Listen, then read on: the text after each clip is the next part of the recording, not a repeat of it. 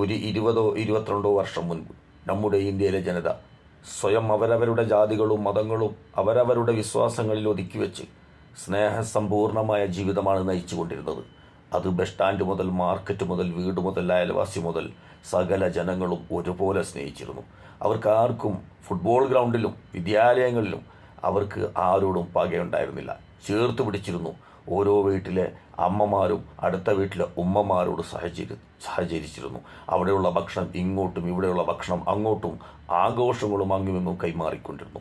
എന്നാൽ ഈ BJP ഭരണാധികാരികളും RSSും മുക്കിലും മൂലയിലും അവരുടെ വിഷവിത്തുകൾ വിതച്ച് ജനങ്ങളെ മോശമായ ചിന്തകളിലൂടെ കൊണ്ടുപോയതിനു ശേഷം ഇന്ന് ഇന്ത്യ ഓരോ മനുഷ്യനും എവിടെ ജീവിക്കുമ്പോഴും എങ്ങോട്ട് പോകുമ്പോഴും ഉള്ളൊരു ഉത്കണ്ഠ, മിണ്ടുന്നവനോട് സംസാരിക്കുന്നവനോട് ഒരു വേർതിരിവോടെ നോക്കേണ്ട ഒരു സാഹചര്യം ഇത് വരുത്തിവെച്ചത് ഇന്ത്യൻ ഗവൺമെൻറ്റും ഇന്നത്തെ